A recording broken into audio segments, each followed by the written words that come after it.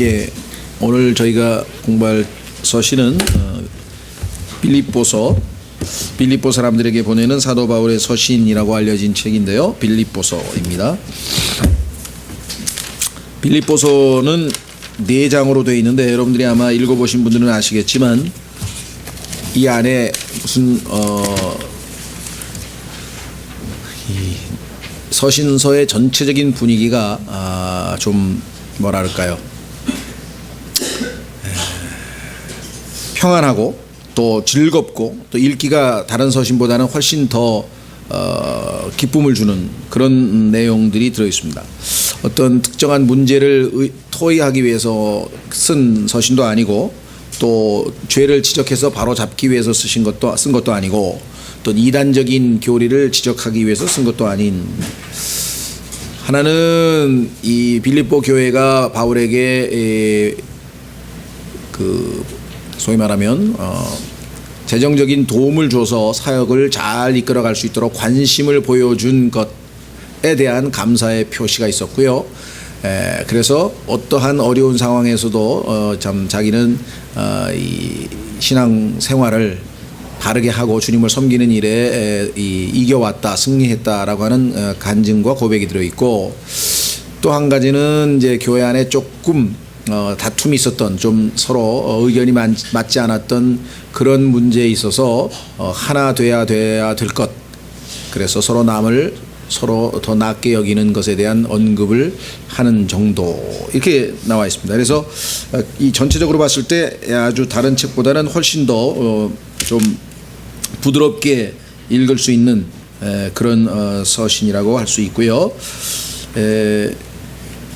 에베소서가 주님의 몸된 교회, 전체 주님의 몸된 교회와 그리스도와의 관계를 정립하기 위해서 쓰여진 것이라고 한다면, 빌립보서는 개개인의 그리스도인 한 사람 한 사람이 그리스도와의 관계에서 어떤 관계를 유지하는 것이 올바른 것인지에 대한 언급을 하고 있다, 이렇게 생각하시면 될 것 같습니다.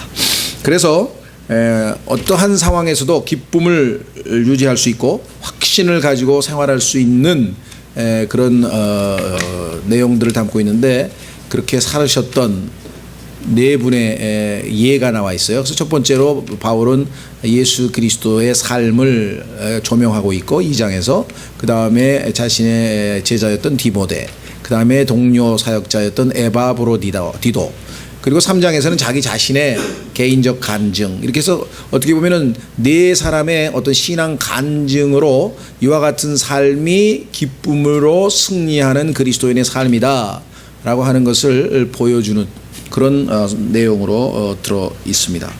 자, 그래서 한번 우리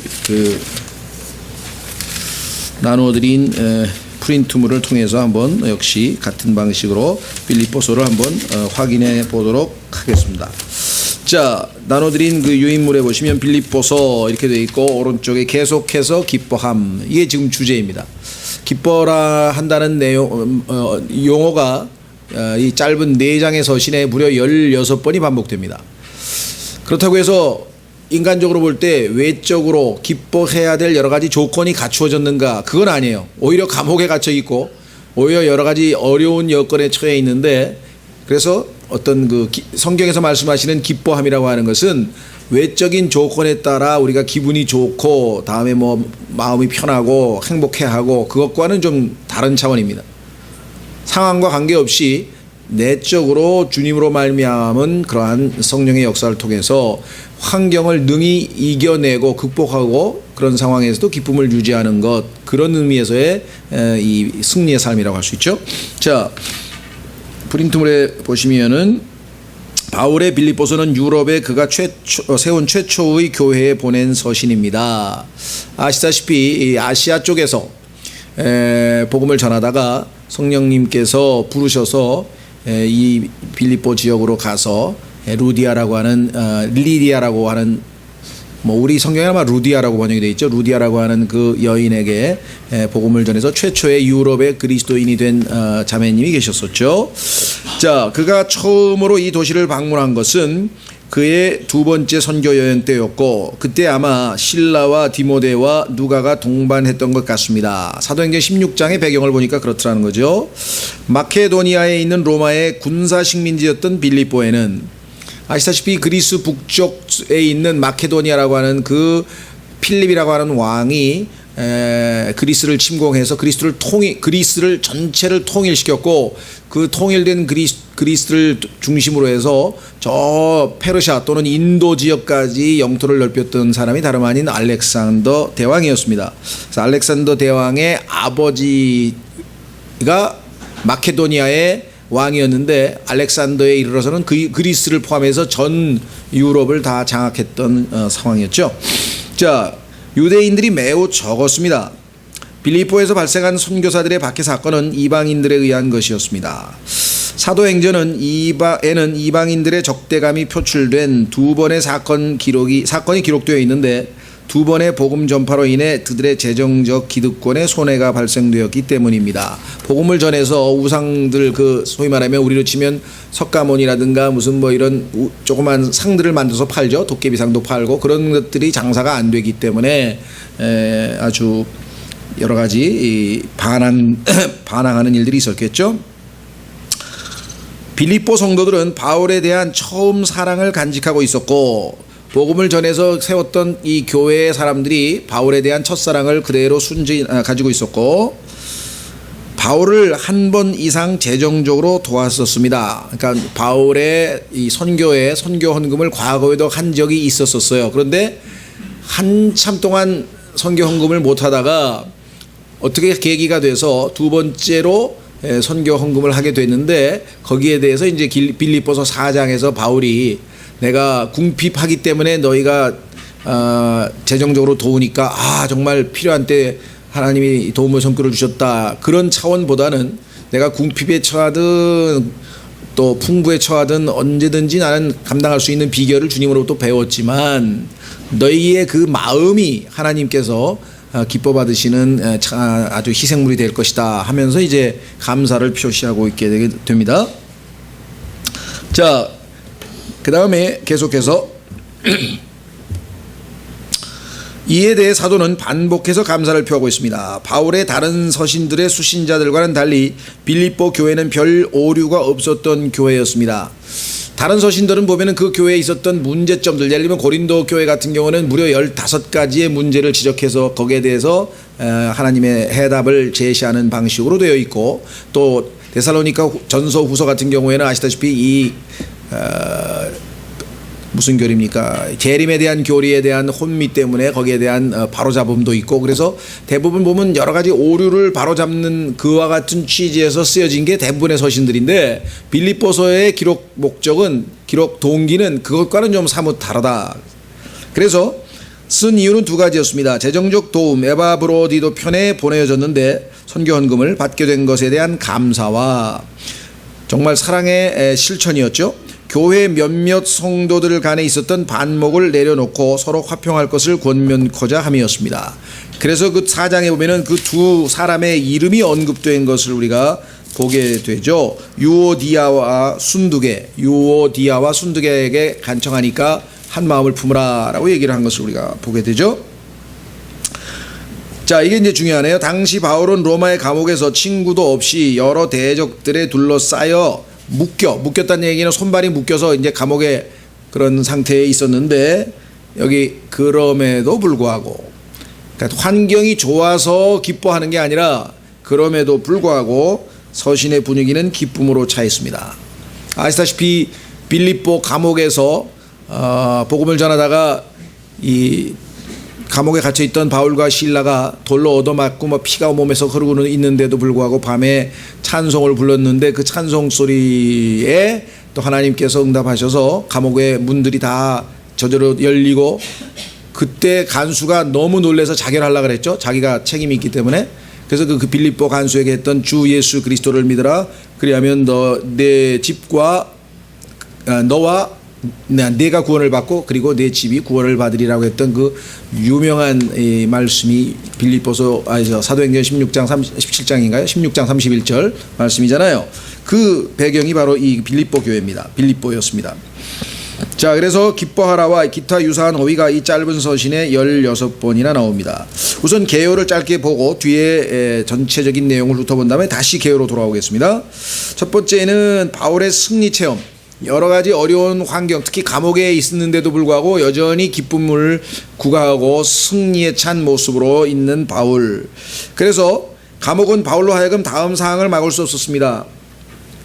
엘리야 같은 경우에는 여러분 아시다시피 엄청나게 하나님의 큰 사역을 한 다음에 너무나 지쳐있는 상황에서 이세벨이라고 하는 여인의 협박에 아주 만사제켜놓고 그냥 동굴에 들어가서 아주 낙심하고 소위 요즘으로 치면 디프레스가 됐고 또 심하게 우울증에 걸린 상태로 그냥 아무것도 하기 싫어서 그냥 누워 잤죠. 그냥. 그래서 하나님께서 그를 다시 소생시키기 위해서 가마귀를 시켜서 아침 저녁으로 먹을 것과 빵과 이 물을 날려줬는데요. 그거 먹고 나서도 또 다시 그냥 자버렸잖아요. 그렇죠? 예, 그런 아주 극단적인 아주 상황에 있었지만 반대로 바울도 그와 못지않게 지금 아주 이 최악의 상황에서 감옥에 있었는데도 불구하고 하나님께서 그 상황을 선하게, 그렇죠? 선으로 바꾸셔서 4개의 바울 서신, 특히 옥중 서신을 기록하게 했다. 기억나시죠? 네.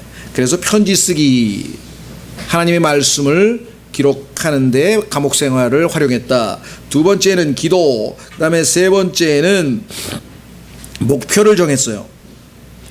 그 다음에 계획, 앞으로 전망 어떻게 될 것인가, 그 다음에 설교, 이와 같은 모든 바울의 사역의 핵심적인 내용들이 감옥 안에서 이루어져 있었다. 그러니까 우리가 주님을 섬기는 데 있어서 환경적인 핑계는 사실은 될 수가 없는 것이죠. 바울의 상황을 볼 때 감옥 안에서도 모든 사역을 다 수행할 수 있었다. 두 번째는 바울의 놀라운 이해. 자, 이와 같이 승리에 찬 삶을 산 분들을 열거하는데 그 중에 첫 번째는 예수 그리스도 주님께서는 희생물로 성공적으로 드려지셨는데 그리스도에 관한 내용과 그리스도인들에 관한 내용이 2개가 들어가 있고, 두 번째 예로는 디모데를 들었습니다. 디모데는 섬김에 있어서 어떻게 승리했는가가 나와 있고, 세 번째는 에바브로디도는 질병으로 다 죽게 된 상황에서 어떻게 믿음으로 또 승리했는가, 이렇게 해서 세 사람의 예가 나와 있고, 그 다음에는 이제 바울 자신의 예가 3장 1절서부터 17절까지 나와 있습니다. 그 자신의 예는 권면의 형식을 빌어서 나와 있기 때문에 우리가 세 번째는 바울의 전형적 권면, 이래서 3, 4장이 되어 있어요. 3장의 내용은 합당한 신학의 권능을 알고 있는 자는 속일 수 없다. 교리적으로 확고부동한 사람은 어떤 상황에서도 흔들리지 아니한다. 두 번째, 긍정적 사고의 권능을 갖고 있는 자를 더럽힐 수가 없다. 여기서 긍정적 사고방식이라고 하는 용어는 조금 조심해야 되는데요. 우리가 보통 일반적으로 생각하는 세상에서 얘기하는 뭐 긍정적 사고방식의 능력이라든가 또는 세일즈맨들을 교육할 때 하면 할 수 있다라고 하는 어떤 그런 자신감을 그런 심어주는 그런 방식의 긍정적 사고방식은 아니고요. 여기서 얘기하는 긍정이라고 하는 것은 좋은 것, 나쁜 것이 있을 때 좋은 것들을 생각한다 이거죠. 예를 들면 정직하고 부정직한 게 있다 그러면 정직한 것을 생각하고, 그렇죠? 거룩하고 세속적인 게 있다 그러면 거룩한 걸 생각하고, 그 다음에 자신감과 낙심이 있으면 자신감을 생각하고, 그렇죠? 그러니까 선과 악 둘 중에서 악한 것에 마음을 빼앗겨서 그런 생각을 하는 게 아니라, 예를 들면은 그 엘리야처럼 낙심해가지고 그냥 모든 것을 포기하는 그런 쪽으로 생각하는 게 아니라, 여전히 내가 감옥에 묶여 있지만은 하나님의 말씀은 매이지 않는다라고 하는 긍정적으로 생각하는 방식. 그래서 여기 나와 있는 긍정적이라고 하는 것은 일반적으로 우리가 세상에서 얘기하는 하면 할 수 있다라든가 어떤 신념과 관련된 것과는 전혀 다른 내용이라는 것을 기억하시면 되겠고요. 그 다음에 마지막으로 끊임없는 감사의 권능을 알고 있는 사람을 패퇴시킬 수는 없다. 그렇죠? 감사하는 사람을 패퇴시킬 수 있는 마귀의 전략은 없다는 것이죠. 바울처럼 감옥에 집어넣는데도 하나님, 내가 편안히 앉아서 하나님의 말씀을 기록할 수 있는, 서신서를 기록할 수 있는 기회를 주셔서 감사합니다. 바쁠 때에는 기도도 짧게밖에 할 수 없었는데 기도할 시간을 많이 주셔서 감사합니다. 또 앞으로의 전망을 갖고 계획을 짤 수 있는 여유를 주셔서 감사합니다. 이렇게 나가는 사람한테 어떻게 마귀가 무슨 역할을 할 수 있겠는가. 그렇죠? 마지막으로 결론이 나와 있습니다. 그래서 한마디로 하자면 어떤 상황에서도 그리스도인은 승리의 신앙생활을 할 수 있다라고 하는 것을 보여주는 책이 빌립보서다.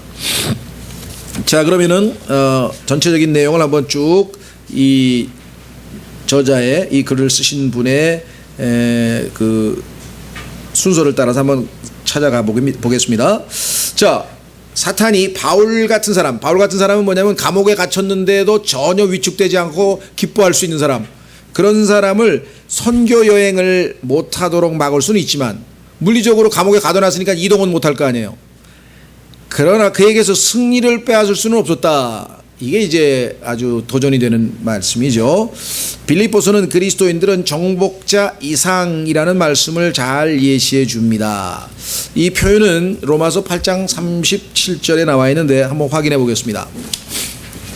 정복자라고 하는 것은 우리의 여러 가지 환경적인 어려움과 고난을 능히 정복하고도 남는다는 거예요. 성경에 보면은 하나님은 항상 남는 일이 있습니다. 남아요. 예수님도 오병이어의 기적을 통해서 다 먹이고 12강짜리가 남죠? 항상 남아요. 남는 것. 자, 확인해 보겠습니다. 로마서 8장 37절.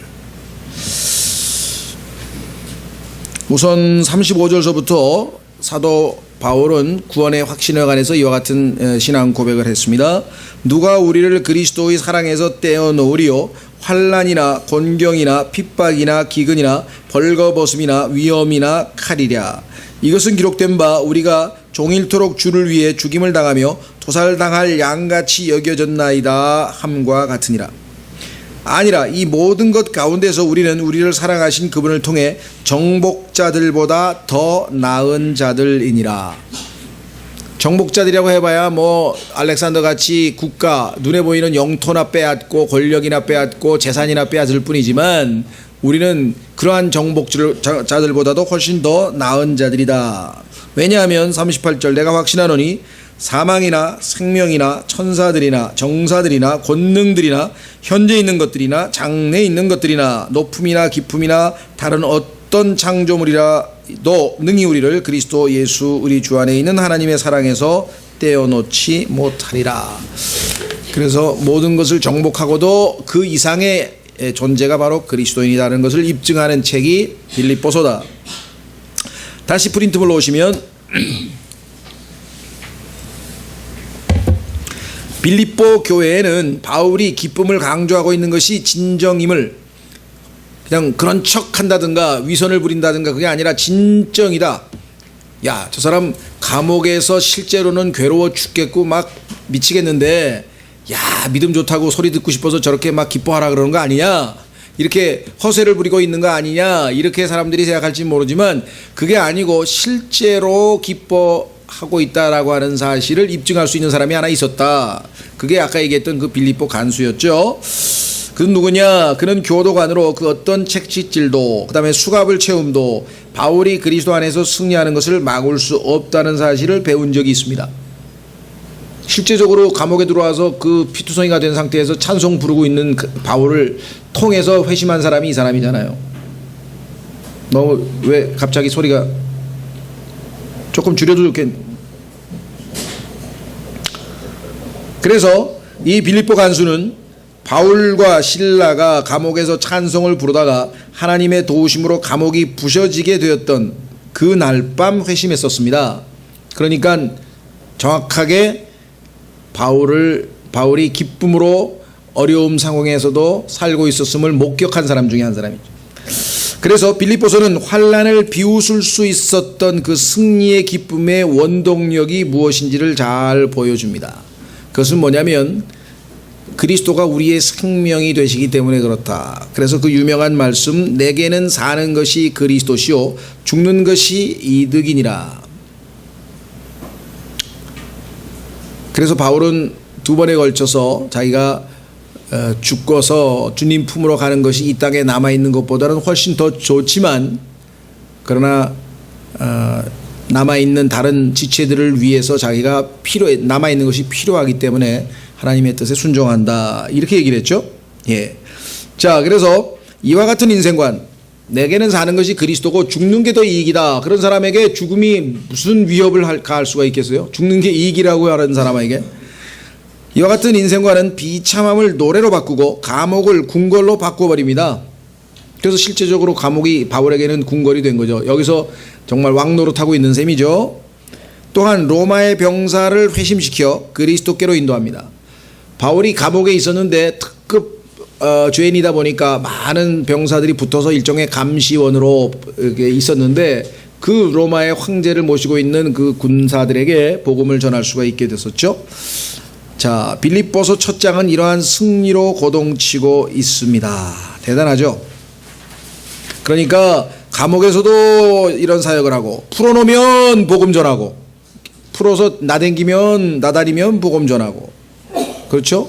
얻어맞아도 하늘에 상급이 쌓인다고 기뻐하고, 죽어도 그것이 이익이라 그러고. 그래서 어떻게 이런 사람을 어떻게 할 수가 있냐.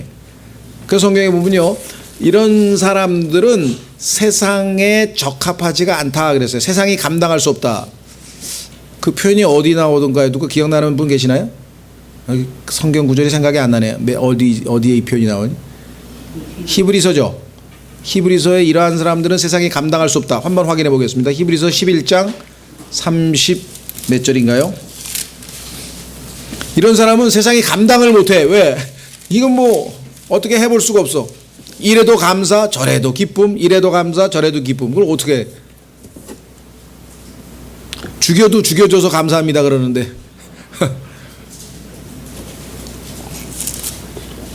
히브리서 11장 어디에 나오나요? 38절. 예, 38절. 세상은 이런 사람들에게 합당치 아니하였느니라.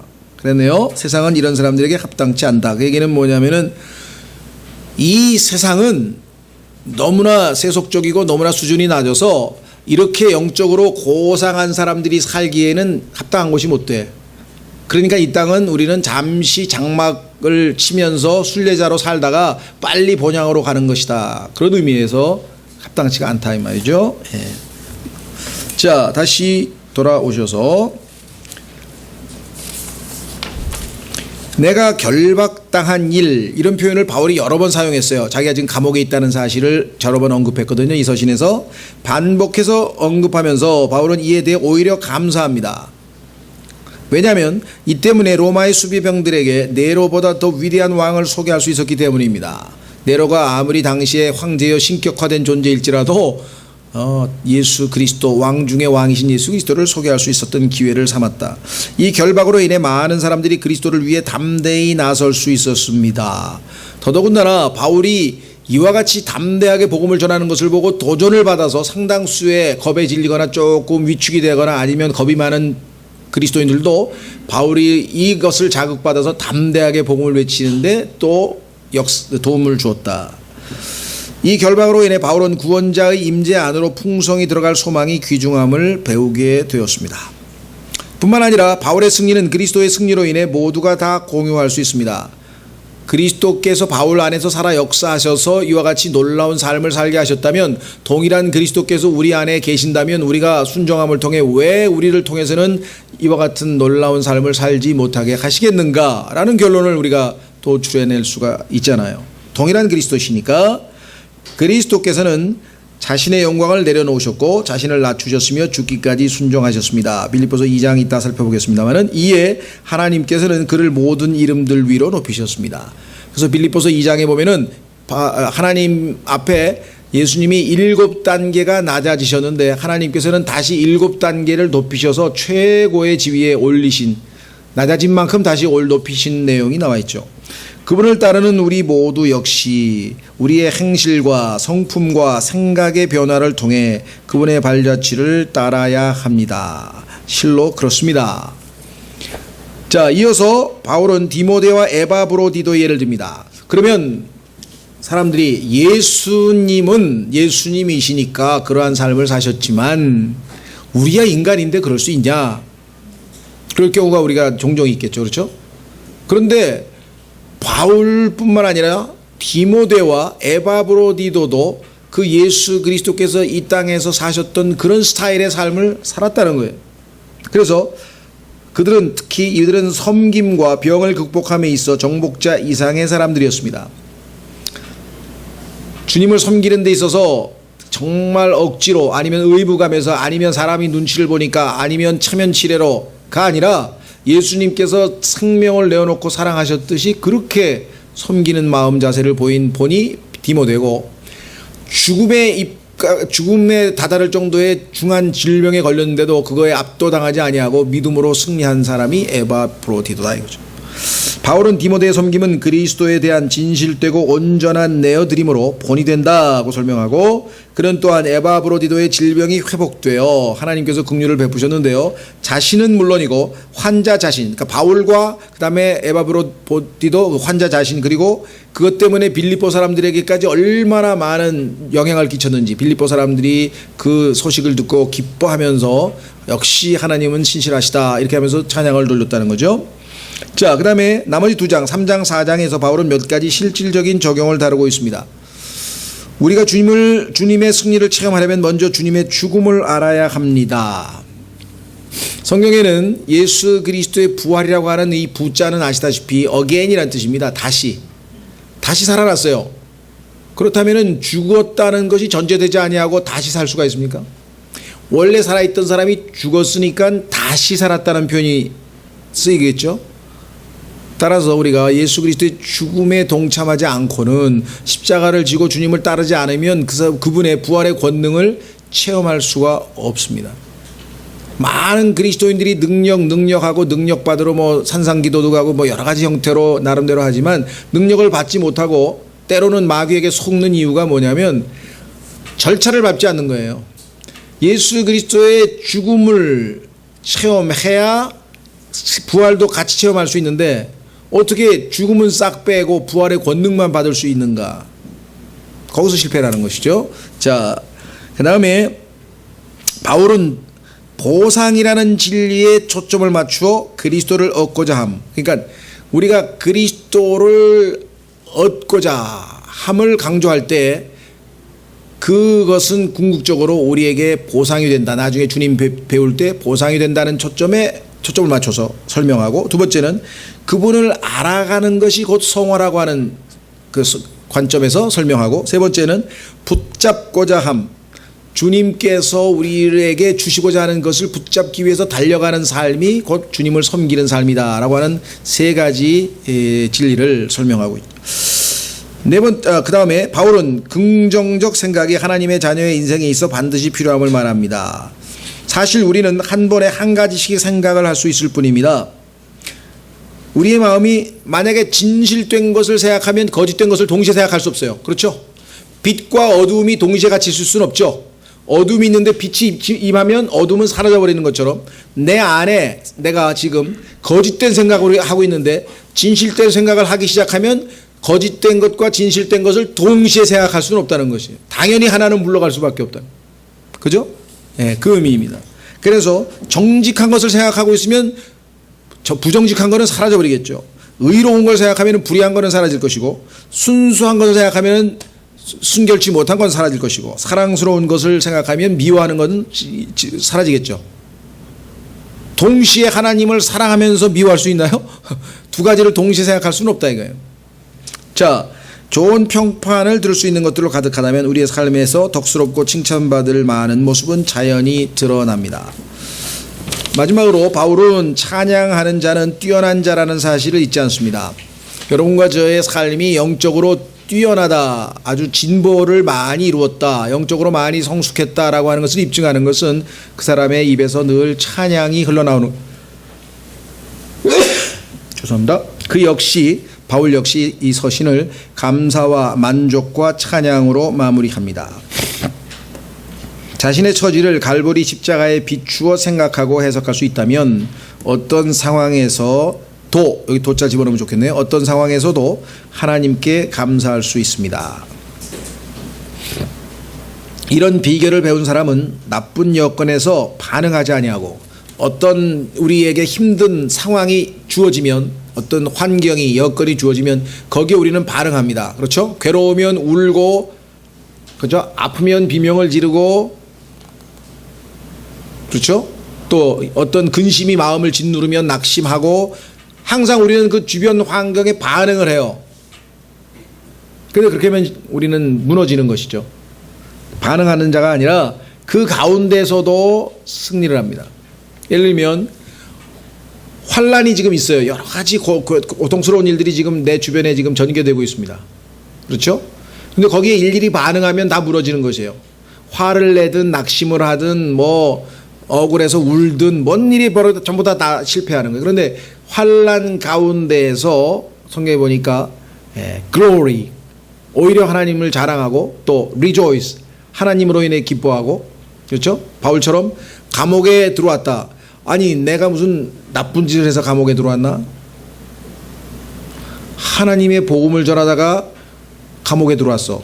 하나님께서 왜 나에게 복음을 전하는 사람을 이렇게 피투성이가 되게 얻어맞게 해서 감옥에다 집어넣지? 이건 도저히 말이 안 되는데? 용납이 안 돼?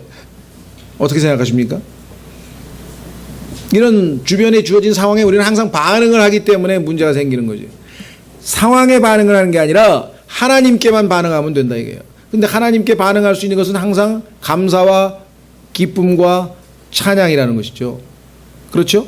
왜? 하나님이 어떠하신 분인지를 알고 지금까지 우리를 어떻게 대해 주셨는지를 알기 때문에 그렇습니다. 그래서 그리스도인은 상황이 발생해도 그 상황에 영향을 훨씬 덜 받거나 아니면 충분히 영향을 받지 않고 이 상황에서 승리를 구가할 수 있다. 이로써 정복자보다 더 나은 자가 되는 것입니다. 그렇습니다. 자, 그러면 다시 개요로 돌아가셔서 이제 구체적인 내용들을 좀 살펴보려고 합니다.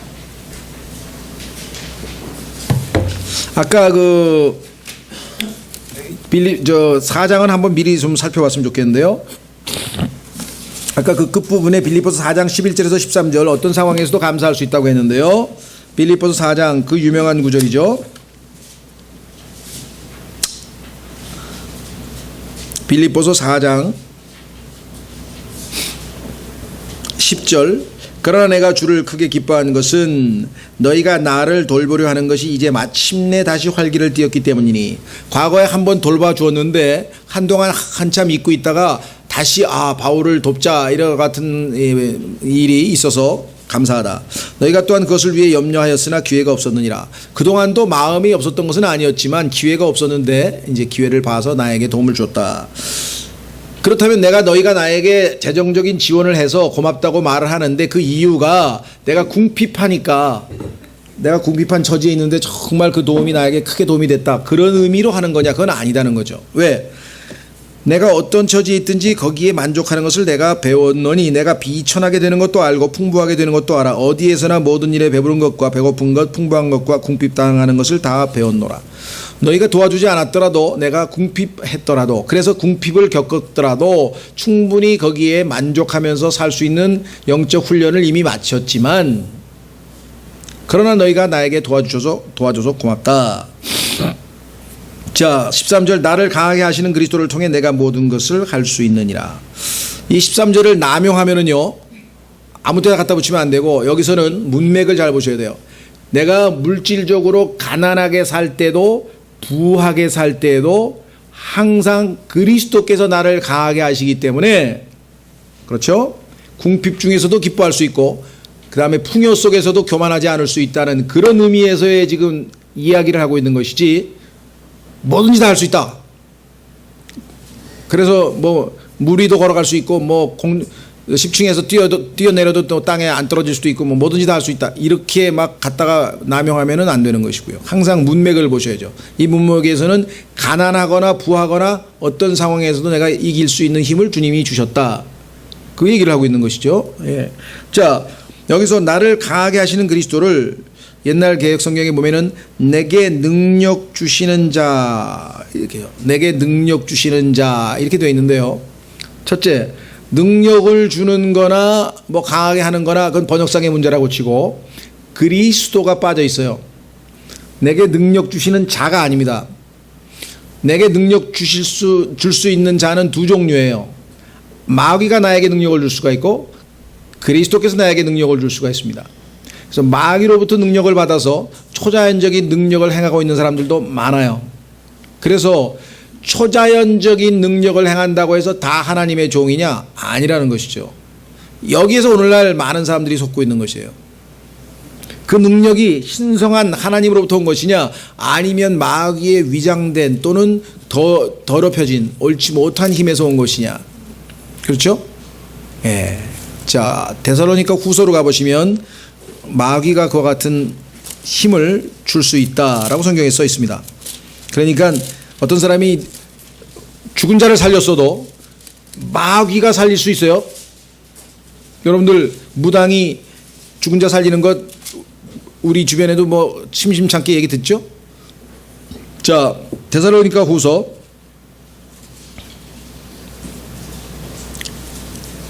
2장 데살로니가 후서 2장 9절 데살로니가 후서 2장 9절에 보면은 적그리스도가 등장할 때 어떤 모습으로 등장할 것인가를 보여줍니다. 9절 그가 오는 것은 그거는 8절에 그 사악한 자인데요. 이가 이제 역사적으로 우리가 적그리스도라고 하죠. 그가 오는 것은 사탄의 활동을 따라 사탄이 그 안에서 역사하면 어떤 일이 벌어지는가 보세요. 모든 권능과 엄청난 능력을 가지고 옵니다. 그래서 여러분 나중에 계시록에 보면 어떤 일이 벌어집니까? 사탄의 형상이 짐승의 형상이 갑자기 생명을 받아서 말을 하고 생명을 받아서 움직이는 모습이 나오죠. 표적들과 거짓 이적들과 불의의 모든 속임수와 함께 멸망하는 자들에게 오는 것이니. 그러니까 오늘날 사람들이 능력을 행하는 것이 다 하나님으로부터 온다고 착각하는 것을 마귀가 역이용해서 엄청난 사람들을 지금 비극으로 파국으로 몰고 간다라고 하는 것을 기억하셔야 됩니다. 그래서 내게 능력 주시는 자가 아니에요. 내게 나를 강하게 하시는 그리스도를 통하여 로마서 5장에 보면은 확인해 보겠습니다. 이 킹제임스 성경으로 성경 공부를 안 하면 정확하게 성경을 이해하기가 어려워요. 그게 왜냐하면 지금 빌립보서 얘기하는 강하게 한다고 하는 단어는 우리가 생각하는 파워, 그죠? 파워, 능력, 그런 의미에서의 파워가 아니라 strength예요. strength, 힘. 그런데 그 힘은 우리가 예를 들면 육체적인 힘, 막 주먹을 가지고 아니면 뭐 역기를 들어 올린다든가 하는 그런 육체적인 힘도 있지만 성경에서 사용할 때의 힘은 그런 힘이 아니에요. 확인해 보겠습니다. 로마서 5장 6절 여러분과 제가 구원받기 전의 상태를 하나님께서는 힘이 없다 그랬어요. 여기 계신 분들 중에는 예수님 믿기 전에 힘이 더 센 사람도 있었어요. 그죠? 세상적으로 치면 뭐 그냥 그럼 성경에서 말씀하실 때 우리가 힘이 없었을 때 그 힘은 뭡니까? 하나님을 기쁘게 할 수 있는 힘, 죄를 짓지 않을 수 있는 힘, 의를 행할 수 있는 힘, 사람을 미워하는 사람을 사랑할 수 있는 힘, 그렇죠? 하나님의 말씀에 순종할 수 있는 힘, 이런 힘이 하나도 없는 거야. 그러니까 하나님 보시기에는 그야말로 전혀. 그래서 힘이 제로가 되잖아요.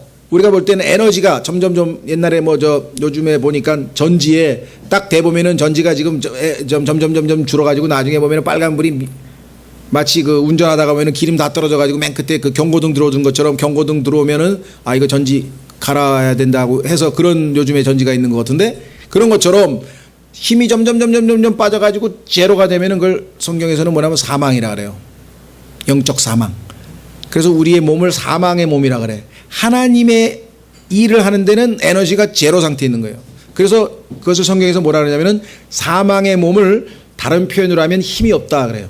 힘이 하나도 없어. 에너지가 하나도 없어. 영적 에너지가. 자, 로마서 5장 6절 우리가 아직 힘이 없을 때에 그리스도께서 정하신 때가 되어 경건치 아니한 자를 위해 죽으셨다. 그러니까 힘이 없는 사람은 경건치 아니한 사람이고, 경건치 아니하다는 얘기는 하나님 가들리하지, 하나님처럼 하고는 아무 상관이 없는 완전히 육체, 창세기 6장에 그들도 육체가 되었다라고 했을 때 육체뿐인 영적인 것과는 아무 상관이 없는 영적으로 죽어있는 상태를 얘기할 때 쓰는 거예요. 그럼 예수 그리스도를 믿고 우리에게 이제 영적인 힘이 조금 생겼죠. 그런데 갓난아기야 힘이 있겠어요? 갓난아기가 힘이 없는 것처럼 영적으로도 우리가 갓난아기일 때는 힘이 없습니다. 그래서 하나님의 말씀으로 점점 strong 강하게 된단 말이에요. 그런데 그 강하게 해주시는 분이 누구냐? 여기 나와 있는 그리스도다. 우리를 강하게 하시는 그리스도. 그래서 이건 영적으로 우리가 점점 성숙해 간다라고 하는 그런 개념입니다. 자, 다시 돌아오셔서 이제 본격적으로 개요를 좀 보겠습니다.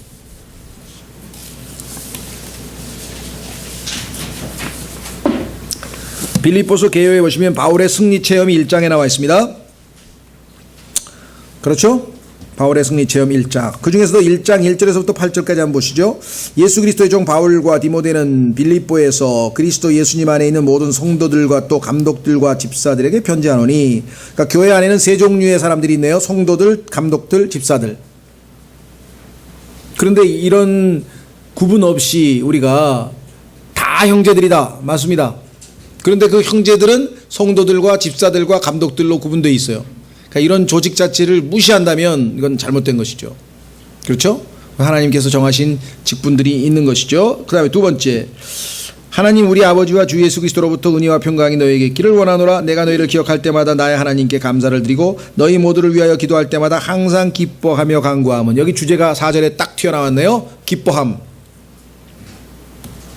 5절 첫날부터 지금까지 너희가 복음 안에서 교제하였기 때문이라. 우리의 교제는 복음 안에서 하는 교제입니다. 그렇죠? 6절 너희 안에서 선한 일을 시작하신 분께서 예수 그리스도의 날까지 그 일을 이루실 것 바로 이것을 나는 확신하노라. 선한 일을 시작하셨다 그랬어요. 그 선한 일은 여러분과 저의 구원인데, 우리의 혼의 구원은 이미 완성됐죠? 그런데 우리의 몸의 구원은 아직 완성이 안 됐죠? 그렇죠? 그 다음에 여러분과 저를 점점 예수 그리스도의 모습으로 변화시키는 그 역사, 그거는 갈라디아서 4장 19절에서 너희 안에 그리스도께서 형성되기까지 내가 다시 해산하는 수고를 한다고 했는데, 그 일을 하나님께서 지금 이루고 계신 거예요. 하나씩. 그래서 마지막 예수 그리스도를 만나는 순간에 예수님처럼 안 될 그리스도인은 아무도 없다는 거죠. 근데 문제는, 쉽게 예를 들자면 어떤 사람은 하나님께 순종을 해서 예수님을 만나는 순간에 70% 정도가 그리스도처럼 변화가 돼 있었어. 그죠? 예, 그래서 순식간에 변할 때 약 30% 정도만 주님이 도와주시면 예수님처럼 100% 되는 거야. 근데 어떤 사람은 이 땅에서 영적인 생활을 안 하고 성장을 향해서 영적 성숙에 관심이 없고, 그러다가 한 20% 정도 그리스도인의 모습만 갖추고 80%는 보조를 받아야 되고, 그러나 어쨌거나 모든 사람이 다 예수 그리스도처럼 되는 것은 분명하다는 것이죠. 그러면 그 70%의 순종을 보인 사람들에게는 하나님께서 어떻게 하신다? 보상을 하신다 그랬잖아요. 보상을 하신다. 자, 그래서 우리는 다시 돌아오셔서 그 선한 일은 다름 아닌 우리를 예수 그리스도처럼 만드시는 일이지. 조심하세요. 로마서 8장에도 보면은 합력하여 선을 이룬다고 했을 때 그 선이 만사형통으로 이 세상에서 모든 일이 잘 풀리는 것으로 해석하는 사람이 있는데 전혀 그 얘기가 아닙니다. 거기서 선은 우리가 하나님의 아들의 형상처럼 되는 것이라고 그 문맥에서 바로 써 있어요. 하나님 보시기에 선한 분은 이 세상에 있는 모든 죄인들이 예수님처럼 되는 거예요. 그러니까 여러분과 제가 예수님을 믿고 구원받았다, 하늘나라에, 지옥에 안 가고 하늘나라에 가는구나, 그걸로 인해서 너무 감사하고 기뻐하지만, 그래서 우리가 안심하고 불안해하지 아니하고 아주 모든 것으로부터, 두려움으로부터, 죽음으로부터, 공포로부터 해방받아서 살지만 그 자체가 목적은 아니라는 것이죠. 그 순간부터 주님을 만나서 우리가 완전히 예수 그리스도의 형상이 되는 그 과정까지 우리가 어떻게 우리 자신을 주님께 내어드려서 빚어져 가느냐. 그것이 우리의 삶의 최종적인 목표라 이 말. 자, 다시 돌아오셔서 그래서 1절과 2절에서 바울은 빌립보 성도들을 생각하고 있고 3절서부터 8절까지는 이제 감사하고 있습니다. 그 빌립보 성도들을 가만히 생각하니까 감사하는 마음이 솟구쳐 나오죠. 예. 자, 그래서 7절 내가 너희 모두에 대해 이같이 생각하는 것이 합당하니 이는 너희가 내 마음속에 있기 때문이라. 이건 참 보통 쉽게 할 수 있는 이야기가 아닙니다. 그렇죠? 어떤 형제를 마음에 품고 있다. 보통 그리스도의 형제사랑이 아니면 쉽지 않은 일이죠. 나의 결박당한 일과 복음을 변호하고 확증하는 일에서 너희는 다 나의 은혜에 참여한 자들이니라. 내가 예수 그리스도의 심정으로 너희 모두를 얼마나 많이 그리워하는지 하나님께서 내 증인이시다. 여기까지 이제 감사하는 표현을 했고요. 그 다음에 9절서부터 이제 기도합니다. 11절까지 내가 이것을 기도하노니 곧 너희의 사랑이 지식과 모든 판단에서 여전히 더 풍성해지고. 기도의 첫 번째 내용은 뭐냐? 교리적인 얘기입니다. 지식과 판단. 올바른 영적 지식과 올바른 영적 판단을 내리는 것 중요합니다. 그런데 그 가운데에서 뭐가 풍성하라 그랬습니까? 사랑이 풍성해달라 그랬어요. 사랑. 지식과 판단이 날카롭기는 하나 사랑이 없는 사람은 많은 사람들을 세우는 것이 아니라 무너뜨린다 이 말이에요. 우쭐대면서 너 그것도 모르냐? 아이 무식하게 그것도 모르냐? 이건 얼마나 많은 사람들을 무너뜨린지 모르겠어요. 그러니까 지식과 판단에서 풍성하되 사랑이 풍성해야 된다라고 성경에 지금 기도를 했어요. 바울이. 그렇죠? 그 다음에 중요한 거는 사랑을 감정과 연관시키고 있지 않다. 이게 지금 바울에게 의해서 중요한 것이에요. 우리는 사랑하면은 보통 감정적으로 가는데 바울은 지식과 판단에 있어서 냉철한 사랑을 해야 돼. 우리나라 어머니들처럼 아주 감정에 치우친 사랑을 하면 애들 다 망치는 거예요. 그렇죠. 오늘날 청년 소아 비만이 다 누구 때문입니까? 어머니들의 지나친 사랑 때문에.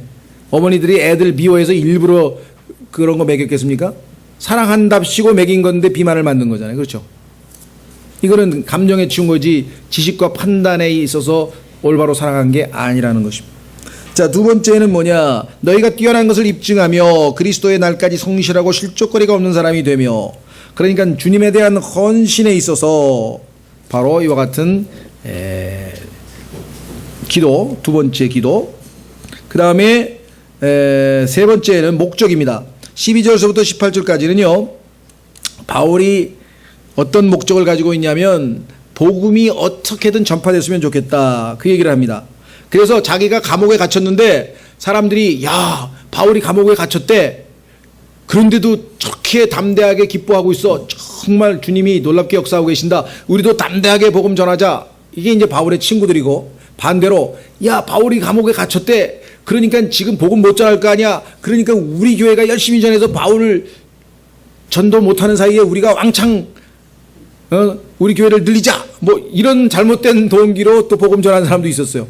감옥하고 바울하고 경쟁 의식이 돼가지고 야 바울이 감옥에 갇혔대, 이참에 우리가 빨리 따라잡자, 뭐 이런 엉뚱한 생각을 한 사람들이 있었다고 바울이 썼어요.